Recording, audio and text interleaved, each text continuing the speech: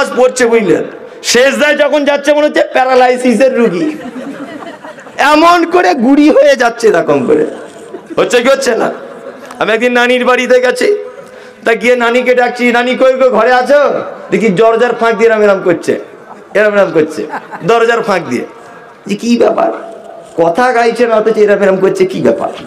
তা মোটামুটি 2-3 মিনিট দাঁড়ানোর পরে এবার নানির ঘরে ঢুকেছি। নানি কি ব্যাপার, হাত এরকম কি করছিল? বলছি তুই খ্যাপা নাকি, বুঝিস না নামাজ পড়ছিলাম তো। আচ্ছা এখন আমি নামাজ পড়ছি না, হাত এরম কে করছিল? বলছি ওটা করা যাবে তো, আমি তো মুখে তো কথা বলিনি, তুই বারবার ডাকছি বলে আমি এরম করছি। কি আশ্চর্য ব্যাপার। হ্যাঁ, যে মায়েরা সাবধানে থাকবেন, নামাজ নারী পুরুষ একই হুকুম, দুটো একটা কাজ, শুধু পার্থক্য আছে, ওটা আর বলছি না, দুটো একটা কাজে পার্থক্য। তাহলে ফেরদাউসে যেতে গেলে এক, নামাজে কি বিনয়ী হতে হবে। 2, আল্লাহ তাআলা বলছেন আল্লাযীনা হুম আনিল লাগবি মুরিজুন, যারা আশার ক্রিয়াকলাপ থেকে বিরত থাকে। ইমাম নববী মুরিজুন শব্দের ব্যাখ্যা করেছেন যে বিরত থাকা, এবং মুরিজুন শব্দের অর্থ ইমাম নববী আরো অনেক ব্যাখ্যাতে বলেছেন। আমি 2-3টে ব্যাখ্যা আপনাদের সামনে বলছি। এই মুরিজুন শব্দের ভিতরে আছে গীবত, এই মুরিজুন শব্দের ভিতরে আছে চগলখড়ি, এই লাগবের ভিতরে, এর ভিতরে রয়েছে আপনার চগলখড়ি, এর ভিতরে রয়েছে আপনার কি যত রকমের বেফাঁস কথাবার্তা, যত রকমের অন্যায় আপনার জবানের মাধ্যমে হয়, লাগবে জবানের মাধ্যমে হয়, সবটা থেকে দূরে থাকতে হবে। আমি ওই জন্য বলছি, 2টা লোক কিয়ামতের মাঠে বাঁচা খুব কঠিন।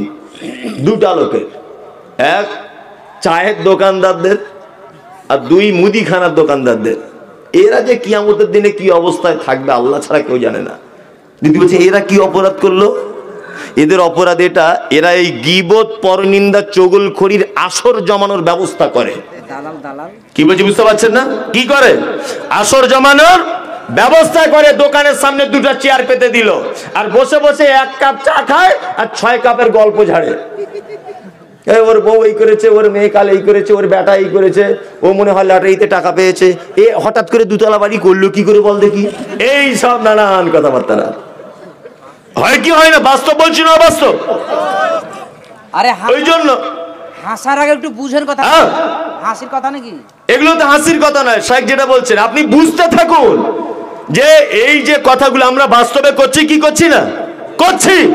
অথচ আল্লাহ নবী সাল্লাল্লাহু আলাইহি ওয়াসাল্লাম মারাত্মক কথা বলেছেন গীবতের ব্যাপারে, যা অন্য ব্যাপারে তিনি এই শব্দ ব্যবহার করেননি। তিনি বলেছেন জেনা করলে যে পাপ হয়, অপরের কথা অপরকে বললে সমপরিমাণ পাপ হয়।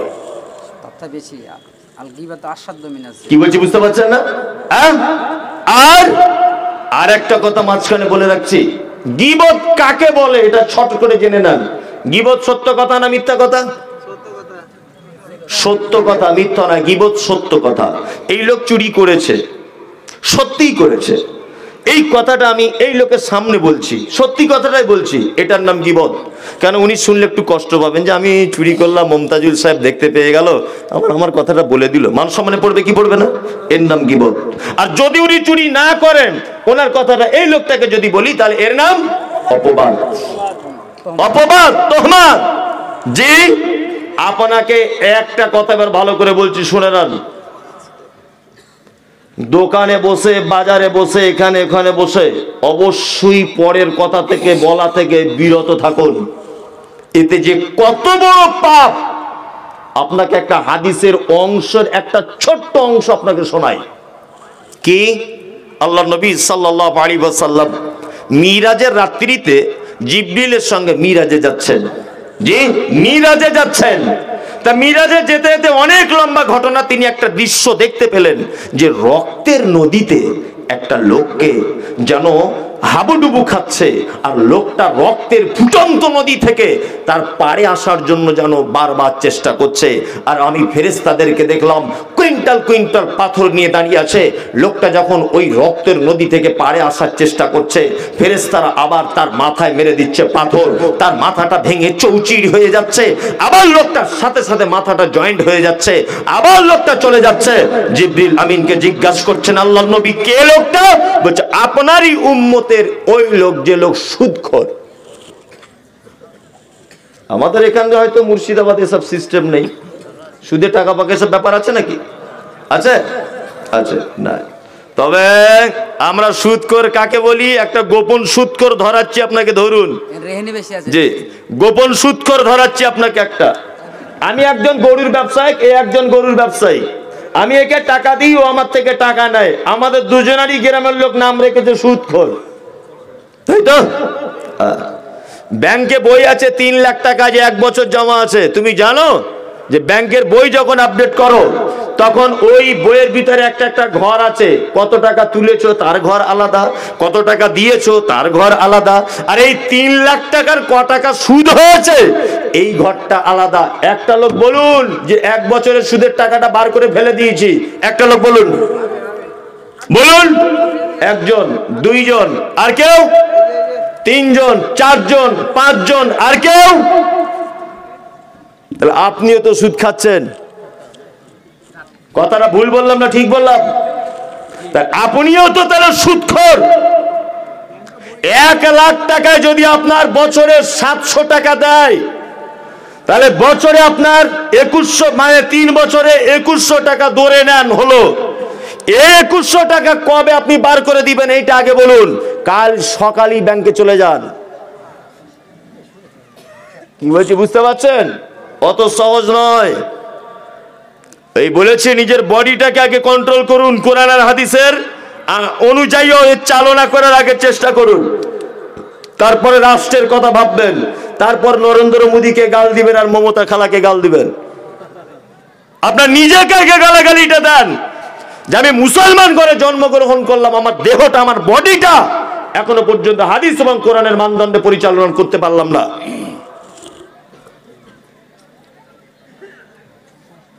সুদ মারাত্মক বড় পাপ। হযরত মুহাম্মদ সাল্লাল্লাহু আলাইহি ওয়াসাল্লাম বলতে বলতে বলছেন, মায়ের সঙ্গে ব্যভিচার করলে যে পাপ হয়, 1 টাকাও যদি কেউ সুদের কাজ সমপরিমাণ পাপ হয়। যে সুদের অনেক স্তরের সব থেকে নিম্ন স্তরে যদি এই মায়ের সঙ্গে জেনা হয়, অপরের গুলো তাহলে কি ভাবতে পারছেন? আপনি পারছেন?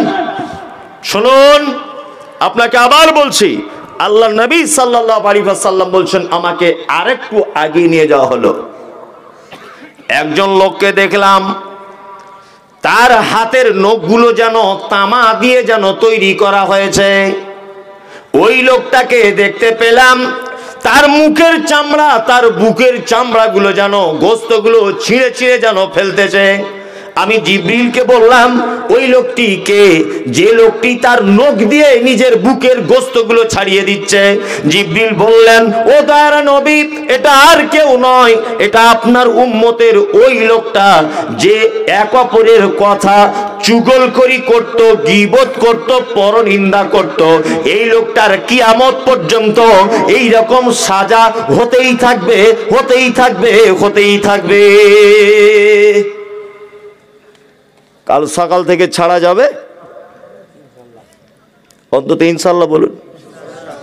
ইনশাল্লাহ মিছে কথা বলার সমান। এরকম সব জলসাতে ইনশাল্লাহ বলেন, একটা মানতে পেরেছেন হুজুর? পারতে পারেননি। আমিও চেষ্টা করছি, আমিও যে 100% সঠিক ভাই এটা নয়। আমার অনেক জীবনে পাপ আছে, গোপনে করেছি, প্রকাশ্যে করেছি। হয়তো আমি আল্লাহ আমার দ্বারাতে কিছু বলাচ্ছে বলে বলছি বলে আপনি ভাববেন না আমি সাদা কাগজের মতো স্বচ্ছ না, আমারও পাপ আছে, ভুল আমারও আছে। আমিও গীবত করে ফেলি, আমিও পরনিন্দা করে ফেলি। চলুন না আমরা সবাই মিলে একটু চেষ্টা করি যে আমরা গীবত থেকে সবাই দূরে থাকবো ইনশাআল্লাহ। কারোর কথা গাইবেন না। আর বিশেষ করে রমজান মাসে, জি বিশেষ করে রমজান মাসে কেউ যদি কারো কথা বলে দেয়, সাথে সাথে রোজা ভঙ্গ হয়ে যাবে। বুঝতে পারছেন কি বলছি? ভঙ্গ হয়ে যাবে কিন্তু। কাবিরা গুনাহ এটা মাথায় থাকে জানো। আল্লাহ তাআলা তারপরে আবার বলছেন ফেরদাউসে যেতে চাও? হ্যাঁ, ফেরদাউসে যাবা? আল্লাহ তাআলা তারপরে বলছেন আল্লাযীনা হুম লিযাকাওয়াতি ফাইলুন, তোমরা তোমাদের যাকাতগুলোকে দিয়ে দাও। এই বর্তমানে যাকাত আদায় করার লোক বেশি না যাকাত খানের লোক বেশি? যত লোক যাকাত দেয় তার থেকে বেশি লোক নিজের যাকাত নিজে খায়, তাই না? 4-5 জন মাদ্রাসা থেকে আসলে গ্রামের লোক বিরক্ত হয়, এত ঘন ঘন আসতে হয়, তোমাদেরকে ঘুম হয় না, সব সময় পেটে তোমাদের চুঁচা লেগেই আছে, বলে কি বলে না? বলে। অথচ তোমার গ্রামের যে 70টা লোক যাকাত ফরজ হয়ে গেছে, নিজের যাকাত নিজে খায়, ওকে সাইজ করো আগে। বেশি খায়, যাকাতের নিসাব আপনার চলে আসলে অবশ্যই যাকাত দিয়ে দেবেন। এই যে মাদ্রাসা প্রতিষ্ঠা, এটা নিজামিয়া মাদ্রাসা তো সাহেব, তাহলে ও শিশু মাদ্রাসা, জি আপনি এখানে দিতে পারেন। আরো পশ্চিম বাংলা বিভিন্ন মাদ্রাসা বিভিন্ন প্রতিষ্ঠান আছে, এগুলোতে দিয়ে দিবেন। যাকাতের একটা খাত আল্লাহ তাআলা সূরা তাওবাতে বলে দিয়েছেন, ওই খাতের মানুষগুলোকে দিয়ে দিবেন। যাকাত মিস করবেন না। 2, 3 হলো। 4 নম্বর ওয়াল্লাযীনা হুম লিফুরুজিহিম হাফিজুন। কঠিন অবস্থা, তাই না? কঠিন। সাহেব বুঝতে পারছে তো? মুচকি মুচকি হাসছে, আপনি তো বুঝতে পারছেন না। লিফুরুজিহিম হাফিজুন, আল্লাহ বলছে তোমরা তোমাদের লজ্জাস্থানের হেফাজত করো। আচ্ছা সাহেব, এখানে যে শব্দটা ব্যবহার করা আছে এটা উভয় লিঙ্গ তো? উভয় লিঙ্গ, রাইট। দান, এইখানেই তো খেলা হবে, বুঝলেন না? এইখান থেকেই খেলা শুরু হবে। এবার আপনি থামুন। আল্লাহ তাআলা আমরা নারীদেরকে 2টি মাত্র হাদিস শুনিয়ে ওদেরকে জব্দ করে দিয়েছি। 2টি হাদিস শুনিয়ে। এক, স্বামীর পায়ের তলায় জান্নাত, বেশি বাড়াবাড়ি করিও না। এই হাদিস শুনিয়ে দিয়ে ওদেরকে চুপ করিয়ে দিয়েছি, করাইনি? অথচ এটা কোনো হাদিসে নাই, ভালো করে বুঝবেন, এটা হাদিসে নাই। এক কথায় পুরুষ মানুষের পায়ের তলায় জান্নাত নাই। আর একটা হাদিস শুনেছি বাপ মায়ের পায়ের তলায় জান্নাত, শুনেনি? এই হাদিসও ঠিক নয়। মায়ের পায়ের তলায় জান্নাত, এই হাদিস ঠিক, ভালো করে বুঝবেন। আবার মায়ের পায়ের তলায় জান্নাত যে হাদিসটা, এটা আল্লাহ রাসূলের থেকে নয়, সাহাবীদের কওল। তবে সাহাবীদের কওল হাদিসের মধ্যে গণ্য। এটা আমি তাহকিক করে বলছি, বিনা তাহকিকে বলছি না। তাহলে আমরা যে ওয়াজ শুনে আসছি পিতামাতার পায়ের তলায় জান্নাত, এটা ঠিক নয়। মায়ের পায়ের তলায় জান্নাত। নারী যে কত সম্মানী ও নিজেই জানে না। আল্লাহ জান্নাতের নামক জায়গাটা বলছে মহিলার পায়ের তলাতে, এটা ভাবা যায়? পুরুষ মানুষের পায়ের তলাতে চামড়ার জুতো, কারুর ফমের জুতো, আর প্লাস্টিকের জুতো, আর কিছু নাই, জান্নাতে নাই। ওদেরকে আমরা শুধু বলেছি স্বামীর পায়ের তলায় জান্নাত। এই বেশি বাড়াবাড়ি করিও না, ফটর ফটর করবি না আমার উপরে, বলে দিলাম। আমি যদি রাগ করি তুই মরে গেলি জাহান্নাম চলে যাবি, বুঝলেন না? এটাও ভাবছে, ভাবছে কি ভাবছে না? আর একটা কথা বলে ওদেরকে আমরা ঘরে ঢুকিয়ে দিয়েছি। 2, পরপুরুষের সামনে মুখ দেখানো যাবে না, তোকে ঘরের ভিতর থাকা লাগবে। ও তখন দেখছে ওরে বাবা বিপদ হয়ে যাবে যদি পরপুরুষকেও দেখে নেয়, তাই তো? এইবার এখানে একটা কথা বলি। নারী, আল্লাহর নবী সাল্লাল্লাহু আলাইহি ওয়াসাল্লাম বলছেন কোন নারী যেন তার স্বামীর প্রশংসা অন্য কোন নারীর কাছে না যেন করে। তার স্বামীর প্রশংসা অন্য কোন নারীর কাছে যেন না করে। কথা ভালো করে বুঝবেন। 2, আল্লাহ নবী সাল্লাল্লাহু আলাইহি ওয়াসাল্লাম বলেছেন কোন পুরুষ মানুষ 2 জন এক কম্বলের ভিতরে শুতে পাবে না। মেয়ে যদি সাবালেগা হয়ে যায়, বালেগা যদি হয়ে যায়, তার যদি যৌবন যদি চলে আসে, 2 জন নারী একটা কম্বলের ভিতরে শুতে পাবে না। ইসলাম পর্দার ব্যাপারে, ইসলাম জেনার ব্যাপারে কত আগে থেকে ভেবেছে। আপনাকে একটা জিনিস দিয়ে বোঝাচ্ছি, ভালো করে শুনুন। হযরত মুহাম্মদ সাল্লাল্লাহু আলাইহি ওয়াসাল্লাম বলছেন, এক, কোন পুরুষ এক বিছানাতে শুতে পাবে না, বিছানায় শুতে পাবে, কম্বল আলাদা হবে। 2, 2 জন নারী এক বিছানায় শুতে পাবে না, বিছানায় এক হতে পারে, কম্বল আলাদা হবে, কাঁথা আলাদা হবে, এক কাঁথাতে শুতে পাবে না। তবে শরীর টিপতে পাবেন। তবে আরেকটা কি, আরেকটা আল্লাহ নবী সাল্লাল্লাহু আলাইহি সাল্লাম বলছেন, কোন মহিলা তার স্বামীর প্রশংসা অন্য কোন মহিলাকে যেন না করে। বলুন তো এর লজিকটা কি? না, তার মানে পুরুষ মানুষ যেমন নারীকে দেখে তার জিহ্বাতে পানি চলে আসে, রাস্তা দিয়ে ভালো মেয়ে গেলে আমাদের যুবক ছেলেরা কি করে, এই চলে গেল, এই চলে গেল, ভাবছে না? এই যে যাদের লোভ নারীদের উপরে, পুরুষের যেমন লোভ হয় ভালো নারী দেখলে, নারীরও তেমন সুপুরুষ দেখলে লোভ হয়। একজনের স্বামী সালমান খানের মতো বডি, আর একজনের কাঞ্চন মল্লিকের মতো, ধরে নেন, বুঝলেন না? এখন সালমান খানের বউ গল্প করছে কাঞ্চন মল্লিকের বউয়ের সাথে, তোর স্বামীটা এরকম তাল পাতার মতো, হাওয়া দিলে উড়ে যাবে। আর আমার স্বামীর ছাতি দেখেছিস, 1.5 ফুট শুধু ছাতি, বুঝলেন না? এখন কাঞ্চন মল্লিকের বউ রাতে শুয়ে শুয়ে ভাবছে, যদি ওইটা আমার স্বামী হতো তাহলে ভালো হতো। যে না, কি বলছি বুঝতে পারছেন? যে না, ও অন্তর অন্তরে ভাবে যেরকম একটা সুপুরুষ যদি আমার স্বামী হতো ভালো হতো, ভাবে এটা। এই জন্য আপনাকে বলছি, শুনুন এবারে, এতদিন আমরা আলেমরা বক্তব্য রেখেছি মহিলারা পর্দা করো, মহিলারা পর্দা করো। এখন যা দিন এসেছে তোমাকেও পর্দা করা লাগবে। তুমি পুরুষ, চেন্নাইয়ে কাজ করো, ওই আপনার কলকাতায় কাজ করো ঠিকাদার, কালকে তুমি ছেঁড়া প্যান্ট পরে ঘুরতে, আল্লাহ দিয়েছে আজকে দামি জামা, আর কোটি কোটি টাকার মালিক হয়েছ, যখন বাড়ি আসছে নাভির নিচে লুঙ্গি পরে সোনার একটা চেন আর হাতে ব্রেসলেট আর বডি বার করে ঘুরছে এরকম করে রাস্তা দিয়ে, আর সব মেয়েরা দেখছে, ওরে বাবা বিশাল সুপুরুষ। এটা হারাম। পুরুষ তুমিও খালি গায়ে থাকতে পাবে না। কি বলছি বুঝতে পারছেন? আপনাকেও ঢিলা ঢালা পোশাক পরতে হবে, আপনাকেও খালি গায়ে আপনি থাকতে পাবেন না। কারণ আপনাকে দেখে একটা মহিলার মনে কাম ভাব জাগতে পারে। এই কারণে উভয় পক্ষকে এইটা করতে হবে। এই গ্রামে পর্দা আছে মেয়েদের? বাড়িতে না জালসা তলায় আছে। ঠিক, আচ্ছা, এইটা তো এমনি ঢং করে, ঢঙেরই পর্দা আছে। হ্যাঁ, ঢঙের। যদি একবার বলতেন আপনারা যে পর্দা খুব আছে, তা আমি তো দেখেছি, রাস্তা দিয়ে এলাম, কত পর্দা আছে। এই যে আমার সঙ্গে কে এলো আমাকে রাখতে, কে এসেছিল? একটা লোক পান খেতে খেতে, জাহাঙ্গীর, তাই তো? জাহাঙ্গীরকে বলছিলাম, আহা, জাহাঙ্গীর আমার সঙ্গে ছিল, আল্লাহর কসম মিথ্যা কথা নয়।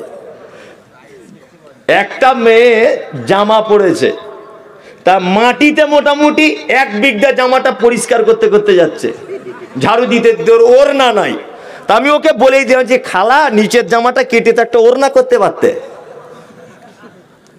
বুকে ওড়না নাই, অথচ ওড়নাটা হাত দিয়ে ধরে রেখেছে এরকম বাম হাতে, আর 1 বিঘা কাপড় নিচের দিক দিয়ে ঝুলছে। আমি বলেই দিলাম, আমার তো মুখ পাতলা খুব, খালা নিচের দিকটা কেটে একটু ওড়না করা যেত না? যেই বললাম মেয়েটা মুখ ফিরিয়ে চলে গেল। এই তো অবস্থা বর্তমানে, অবস্থা নাই? আমরা মেয়েরা পর্দা করি 2-3টে লোক বিশেষে করি, 2-3টে লোক বিশেষে করি, আর স্থান কাল পাত্র ভেদে আমরা পর্দা করি। জলসা শুনতে এসেছে মনে হচ্ছে ফেরেশতার আসমানে নাই, হ্যাঁ, এটা মনে হচ্ছে না? ফেরেশতা মনে সব ওই দিকেই বসে আছে, দেখুন কোনো চুঁচা হুহা কিছু নাই। একবার রাস্তা দিয়ে জলসাটা থামতে দেন, কি করে তারপরে দেখতে পাবেন। হযরত মুহাম্মদ সাল্লাল্লাহু আলাইহি ওয়াসাল্লাম বোকা লোক ছিলেন না? বোকা লোক ছিলেন? বোকা লোক ছিলেন না, খুব দামি লোক ছিলেন। আল্লাহ নবী সাল্লাল্লাহু আলাইহি ওয়াসাল্লাম বলছেন কি, একজন নারী যদি 4টে কাজ যদি করতে পারে, বেহিসাব জান্নাত চলে যাবে। কটা কাজ? 4টে। বলে দেবো কি মাঝখানে? বলে দিই, বলে দিই। আল্লাহ নবী বলছেন, আল মারাতু ইজা সাল্লাত খামসাহা ওয়া সামাত শাহরাহা وأطاعت بعلها وأحسنت فرجها فتدخل من أي أبواب الجنة ساعة বিশ্ব নবী তিনি বলেছেন একজন নারী যদি 5 ওয়াক্ত সালাত যদি আদায় করে 5 ওয়াক্তের নামাজ যদি পড়ে, কোন নারী পড়বে 1 মাসে 23 দিন, কেউ পড়বে 21 দিন, কেউ পড়বে 25 দিন, বাকি দিনগুলো কাজা করা লাগবে না, ওকে আল্লাহ নিজে ছুট দিয়ে দিয়েছে। তবে সিয়াম যদি হয়, রোজা যদি হয়, ওকে কাজা করা লাগবে। আর একটা কথা মাঝখানে আমি বলে দিচ্ছি, অনেক ইম্পর্টেন্ট কথা, যেটা এর আগে কোনো দিন মনে হয় শুনেছেন বলে আমার জানা নাই, মনে হয় আপনি শোনেননি। আমাদের একটা জায়গাতে মারাত্মক ভুল হচ্ছে, মারাত্মক। এর জন্য আমি তো মনে করব আমরা আলেমরা দায়ী, আর প্রত্যেক মসজিদের ইমাম সাহেবের জন্য দায়ী, আর প্রত্যেক গ্রামের আমার আপনার মতো এনার মতো আলেমরা এর জন্য দায়ী। নিজেদের কথা ওই জন্য একটু জোর করে বলছি। কি এই জোহরের নামাজের ওয়াক্ত আসছে কটায়? এখন 11:10, মনে হয় 11:10, আমি অনেকদিন দেখিনি, একটা আন্দাজ ধরে নেন 11:10 ধরে নেন। আপনাদের মসজিদে আজান হয় কটায়? 12:15, তাই তো? 11:10 ওয়াক্ত এলো, 11:30 একটা লোক মারা গেল। এই লোকটা এই যে জোহরের নামাজ পড়লো না, এই নামাজ না পড়ার পাপ হলো। ভালো করে বুঝবেন কি কথা বলছি। একটা মেয়ের মেন্স শুরু হলো 11:30টায়, ভালো করে বুঝবেন।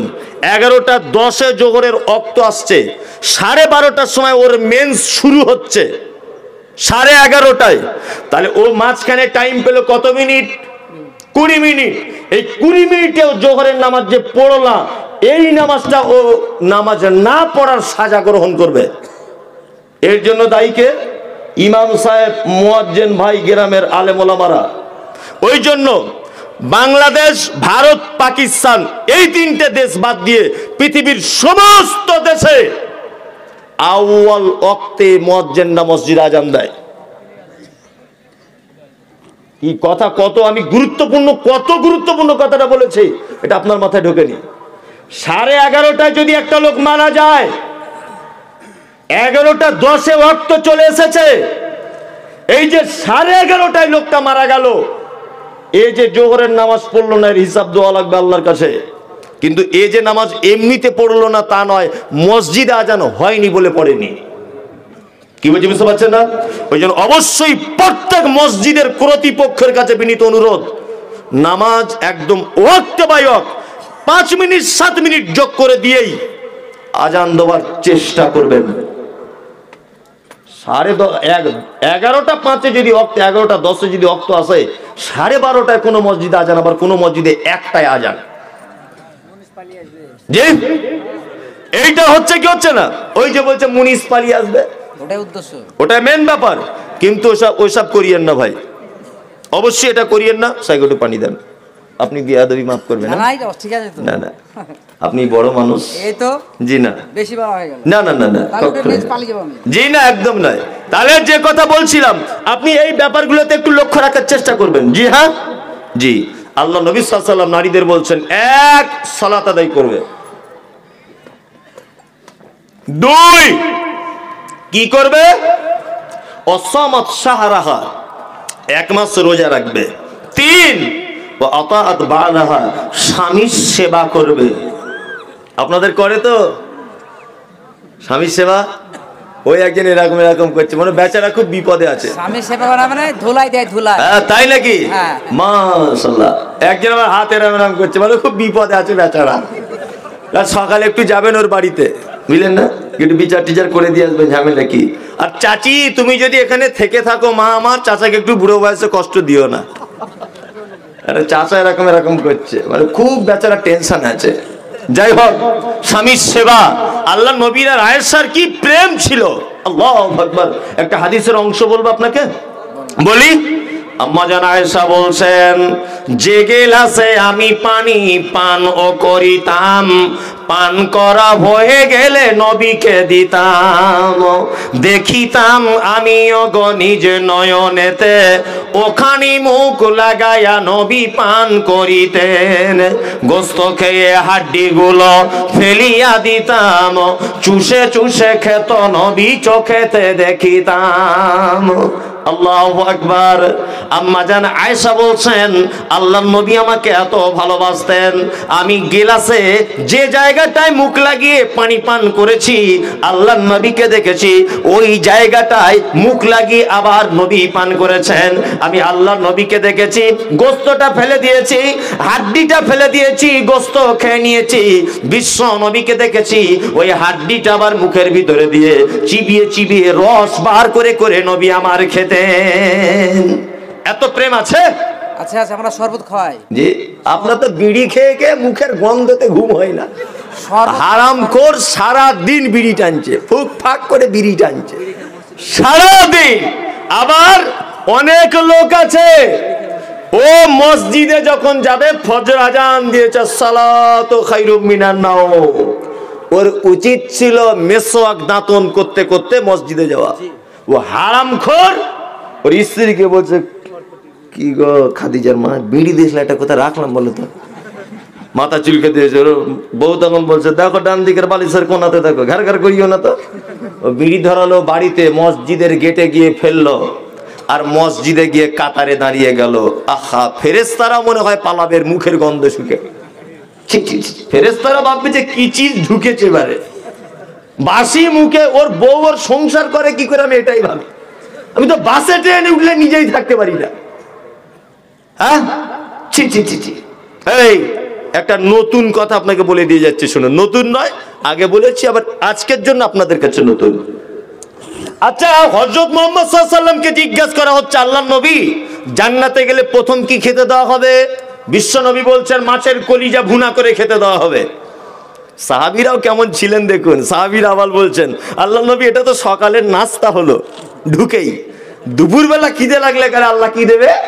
আল্লাহ নবী সাল্লাল্লাহু আলাইহি ওয়াসাল্লাম বলছেন, এক রকমের ষাঁড় জান্নাতের ভিতরে বিচরণ করবে, তাদেরকে জবাই করে ভুনা করে তোমাকে খেতে দেওয়া হবে। সাহাবীরা আবার বলছে, তা ভাত খেতে খেতে তো পানির প্রয়োজন, আল্লাহ নবী যদি পিপাসা লাগে? তখন বিশ্ব নবী বলছেন, সাল সাবিল, জান্নাতের শরবত তোমাদেরকে পান করানো হবে। এটা জান্নাতীদের খাবার। আর জাহান্নামীদের খাবার আল্লাহ তাআলা বলছেন, লা ইসমিনু ওয়ালা ইউগনি মিন জু। জাহান্নামীদের মূল যে খাবার, সেটা এমন একটা খাবার, না তাদের পেট ভরবে আর না তাদের শরীরের কোনো পুষ্টি যোগাবে। এটা জাহান্নামীদের খাবার, না পেট ভরবে না শরীরের কোনো উপকার করবে। আচ্ছা বলুন, বিড়ি খেলে পেট ভরে, শরীরের উপকার হয়? ওইটাই জাহান্নামীদের খাবার। মিলে গেল? ওইটাই জাহান্নামীদের খাবার। জি, এই আপনি যদি আজকে একবার যদি বিড়ি টানেন, একবার 40 দিন নামাজ হবে না। কতদিন? 40 দিন। বিড়ি সিগারেট জর্দা কেউ যদি খায়, আজকে যদি এখন একবার খেয়ে নেন, 40 দিন হলো না। এবার একটা কথা বলি, এই 40 দিনের মধ্যে লোকটা যদি মারা যায়, জাহান্নাম চলে যাবে, জাহান্নাম চলে যাবে। তার মানে এবার ভেবে দেখুন তো, আপনি এখনো পর্যন্ত সোজা রাস্তা আছে কিনা? আছেন? বক্তা নিয়ে আসবেন নাকি? না না না, চালান বাবা, আমি তো অসুস্থ সাহেব, 12টা পর্যন্ত বলি। আলহামদুলিল্লাহ খুব ভালো আছে। আল্লাহ ভালো তো আছে, আমি বুঝতে পারছি, আমাকে একটু ভালো থাকতে দেন। জি জি জি, শুকরিয়া। তাহলে আপনাকে বলে দিলাম, নেশাদার দ্রব্য। আমি সব বিষয়গুলো একটু একটু করে বলছি, কেন জানেন তো? এতদিন পরে একবার জলসা, একটা বিষয়ের উপরে আলোচনা করে দিয়ে আমিও চলে যেতে পারি 4টে ঘটনা বলে লম্বা। আমি চাইছি যে আপনার জীবনে সবকিছু একটু একটু করে উপকার হোক, তাই না? ওই জন্য একটু একটু করে সব বিষয় আপনার উপকার করতে চাইছি। সুদের ব্যাপারে একটু বললাম, গীবতের ব্যাপারে একটু জানতে তো পারলেন, এই নেশার ব্যাপারে একটু জানতে পারলেন, আপনার উপকারের জন্য। যদি বলছেন আপনি মনে হয় বক্তব্য দিতে পারেন না, দেখবেন 4টে ঘটনা বলবো 4 ঘন্টা, এক্ষুনি হয়ে যাবে, কিন্তু ওটা আপনার উপকার হবে না। এই যে ছোট ছোট করে বলছি, এটা আপনার দিমাগে থাকবে, মাথায় থাকবে। অবশ্যই নেশার জিনিস আপনি ত্যাগ করে দেন। কি বলছি বুঝতে পারছেন? আপনি জাহান্নামে ধরা পড়ে যাবেন, খুব কঠিন হয়ে যাবে। আপনি নেশার জিনিস ছাড়তে পারছেন না তো, আর একটা কঠিন হাদিস বলবো, খুব কঠিন বলবো। এই দেখুন বলে দিই, আল্লাহ নবী সাল্লাল্লাহু আলাইহি ওয়াসাল্লামকে সাহাবীরা জিজ্ঞাসা করছেন, আল্লাহ নবী, কেউ যদি নেশাদার দ্রব্য পান যদি করেই নেয় তাকে কি ক্ষমা করা হবে না? বিশ্ব নবী বলছেন, নিশ্চয়ই, সে যদি তওবা করে ক্ষমা হবে।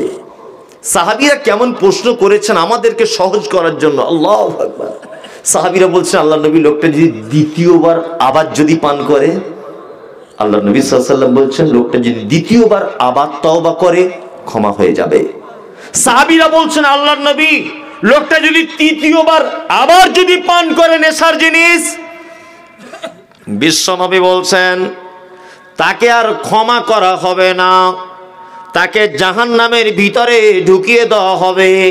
আর না করিবে কোন বন্ধু কোন উপকার, জাহান্নামে পুড়ে সে গো হবে ছারখার। পানি পানি বলে যেদিন চিৎকার করিবে, তিনাতুল খাবাল গো পান করাইবে। রক্ত পুঁজের তৈরি এমন সে শরবত, রক্ত পুঁজের তৈরি এমন সে শরবত, খেতে দিবে নেশাদার দ্রব্য পানকারীদের জন্য। ফরমান রাসূলুল্লাহ সাল্লাল্লাহু আলাইহি ওয়াসাল্লামের। আল্লাহর নবী তিনি বলেছেন, ওই লোকটাকে জাহান্নামের ভিতরে দিয়ে দেওয়া হবে। আর জাহান্নামের ভিতরে পানি পানি বলে যখন চিৎকার করবে, ওই লোকটাকে তখন রক্ত আর পুঁজ দিয়ে তৈরি তিনাতুল খাবাল বলে একটা শরবত, ওই শরবতটা ওই লোকটাকে পান করানো হবে। সাহাবীরা বলছেন, ও দয়ার নবী গো, কতদিন পান করানো হবে? বিশ্ব নবী তিনি বলছেন, ওর যতবার পিপাসা লাগবে, ঠান্ডা পানি পানি বলে যেদিন চিৎকার হবে, ওকে রক্ত আর পুঁজের তৈরি শরবত পান করানো হবে। একটা লোক বলুন তো, আজকে থেকে ছেড়ে দেব। আপনি খেতেন কিছু? খেতেন না, হাত তুললেন কেন? ছেড়ে দিবে, ছেড়ে দিবে। হ্যাঁ, আপনি যে খেতেন, একটা লোক হাত তুলুন। ওরা তুলেছে, ওরা খাইতে। আপনি খান? আচ্ছা, একটা লোক হলো, তাহলে আপনি খান। দুটো লোক হেদায়েত হলো, হাত রাখুন, হাত রাখুন, রেখে দেন। আর একটা লোক, তাহলে আপনার ফেরেশতা তো তাহলে। আচ্ছা ঠিক আছে, তুমি মাইকে বসো তো, আমি এদের পকেটগুলো চেক করে আসি একবার। যাব, দেখবো কতজনের আছে। জি, কতজনের বিড়ি নিয়ে মসজিদে নামাজ পড়তে যায়? যায় না? যে ও হুজুর, নামাজ হচ্ছে তো। ফেরেশতারা শুধু পালিশ করছে, একবার আয়, ব্যবস্থা করছে একবার। ছি ছি ছি ছি, নেশার জিনিস ছেড়ে দেয়, এটা হারাম। আবার কোন কোন হুজুর বলছে মোকুরু, বুঝছে না? বলছে মোকুরু। এই মোকুরু আবার কি? খ্যাপা হুজুর পড়াশুনো জানে না, মোকরু মানে জানে না। মোকরুর বাংলা অর্থ হচ্ছে আপত্তিকর, তাই তো? তা হযরত মুহাম্মদ সাল্লাল্লাহু আলাইহি ওয়াসাল্লাম আপত্তিকর জিনিসকে প্রাধান্য দিবেন? আর সব থেকে বড় কথা, বিড়ি হারামের দলিল হাদিস কোরআন বাদ দেন, বিড়ি সিগারেট কোম্পানিরাই দলিল। যদি বলছেন কেন, প্রত্যেক সিগারেট বিড়ির কোম্পানি লিখে দিয়েছে এটা খেলে ক্যান্সার হয়। আর যেটা খেলে ক্যান্সার হয়, এই রকম মারাত্মক মানব দেহের ক্ষতিকারক কোন বস্তু আল্লাহ বা হযরত মুহাম্মদ সাল্লাল্লাহু আলাইহি ওয়াসাল্লাম পারমিশন দিতে পারে? পারে? পারে না। আমি মালদা মুম্বাই গেছিলাম কিছুদিন আগে, মাদ্রাসার আদায় পাদে মায়ের সাথে যাই। কোনদিন দেখবেন ভুল করে আপনাদের গ্রামে চলে আসবে জুম্মা মসজিদে, না আমার এটা মানে ঝোঁক ওঠে যেদিন আর কি। মাদ্রাসায় যখন দেখি চাল টাল শর্ট, আমার একটা মহিলা মাদ্রাসা আছে, এই আপনাদের এই করমজি, এই নলহাটির প্রচুর মেয়ে আমার মাদ্রাসায় পড়ে, লোহাপুরের, ঠিক আছে, মহিলা মাদ্রাসা। তা কখনো শর্ট পড়লে বিভিন্ন জায়গায় একটু মসজিদে টসজিদে যাই, জাকাতের টাকা ফাঁকা কেউ থাকলে দেয় টুকটাক, যাক আলহামদুলিল্লাহ চলে। আর আমি তো ওই ব্যবসা করি না যে ভর্তি ফি 12,000 আর মাসে লাগবে 3,000, এরকম করে ব্যবসা না, সব ফ্রি, সব ফ্রি। এই তো আমার মাদ্রাসার একজন কর্মী আছে, জিজ্ঞাসা করুন, কারো থেকে 1 টাকা নিয়ে কি? হ্যাঁ, আমি ভর্তি করার সময় জিজ্ঞাসা করি, ভাই আপনি কি কাজ করেন? যদি বলেন ঠিকাদার, তাহলে বলি আপনি মাসে 500 টাকা দেবেন, এটা বলি। কারেন্টের বিল টিল আছে, আপনি তো সে ফকির মিসকিনকে দান করেন, মাসে 500 টাকা দেবেন, এটা বলি। আর এমনি মাদ্রাসা বলুন আর মিশন, মানুষ তখন মিশনের পিছনে ছুটেছে আর কোটি কোটি টাকা বিজনেস করছে। আমার কোনো বিজনেস নয়, সম্পূর্ণ লিল্লাহিয়াত, একদম লিল্লাহিয়াতে। 70-75 জন মেয়ে রেখেছি, বেশি মেয়ে রাখি না। ভর্তি করার লেগে মানুষ পাগল করে দেয়, আমি ভর্তি নিই না। আমি জানি আমার ক্যাপাসিটির বাইরে কাউকে রাখবো না, বুঝলেন না? 70-75 জন মেয়ে 3 বেলা খাচ্ছে সেখানে, সকালে চা থেকে শুরু করে। এটা ব্যতিক্রমী একটা মাদ্রাসা আমার পশ্চিম বাংলাতে, যে ফজরের নামাজ পড়ি, চা বিস্কুট মুড়ি মাদ্রাসা থেকেই দিই, অথচ ফ্রি। এক আজব ব্যাপার। আর আমার পাশেই মাদ্রাসা আছে, ওরা 1500, 1520, মানে 2000 টাকা মাসে নেয়। ওখানে ও সকালে চা মুড়ির সিস্টেম নেই, সব ব্যবসা। আমার ব্যবসা নয়, লিল্লাহিয়াত সম্পূর্ণ। দোয়া করবেন যাতে সুস্থভাবে চালাতে পারি, দোয়া করবেন। আমি টাকা চাইতে বলি না আপনাকে, আপনি দোয়া করবেন একটু আমার জন্য।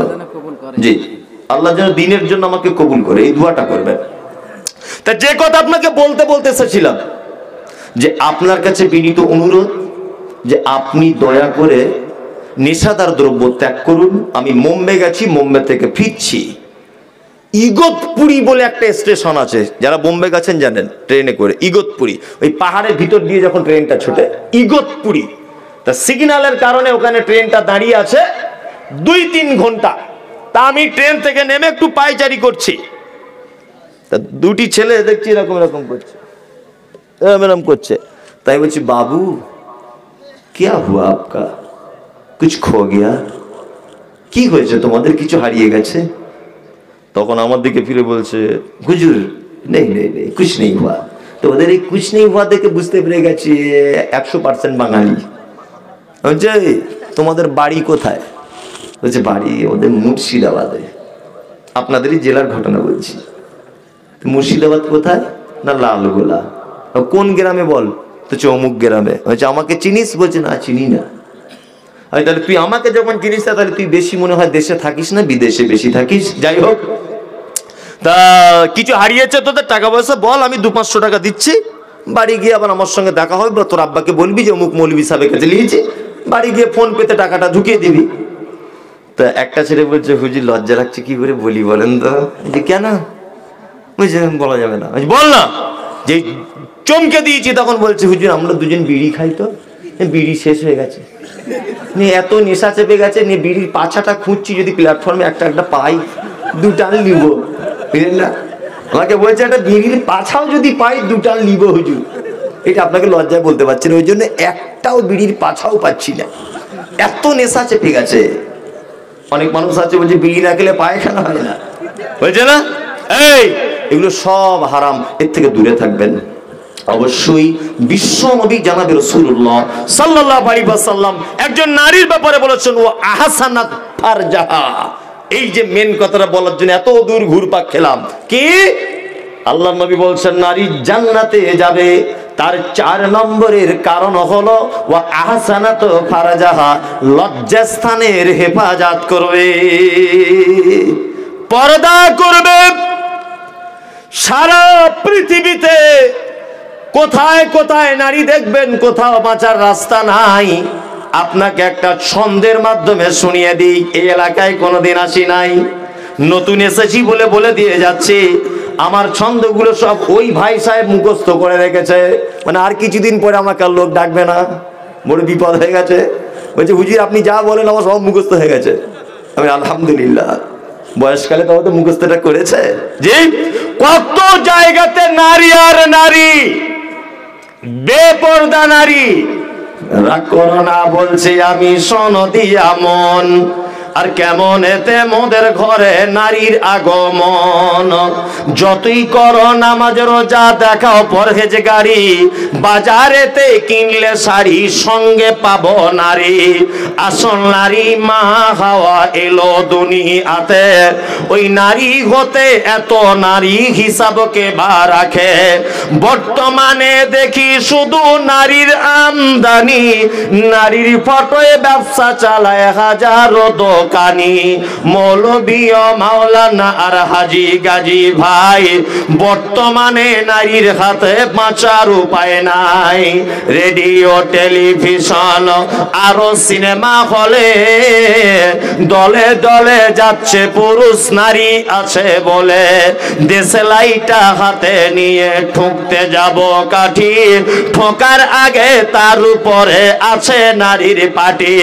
নববর্ষের দিনে দেখো হাজার দোকানদার নারী মার্কা ফটো দিয়ে দিচ্ছে ক্যালেন্ডার, বাজারেতে চা বিস্কুট আনবে সবাই কিনে, সেটাই দেখো নারীর ফটো বিস্কুটের ওই টিনে, আলকাতরা টিনে দেখো নারীর ফটো আছে, বেশি দামে আলকাতরা বিক্রি হবে বলে, পানের সঙ্গে জর্দা খাবেন 300 পাতির কোটো, সেটাই দেখো বাদানাইকো আছে নারীর ফটো, নিজের টাকায় সাবান কিনে ময়লা দূর করে, ময়লা দূর যেমন তেমন নারীর ফেরে পরে, ইফকো কিনুন পটাশ কিনুন রাসায়নিক সার, তার বস্তার উপর দেখতে পাবে নারীর পিকচার, সাইকেলের ওই সামনের চাকায় মার্কেটের ওই নিচে, সাইকেলের ওই সামনের চাকায় মার্কেটের ওই নিচে, সেটায় দেখো বাদানাইকো আজ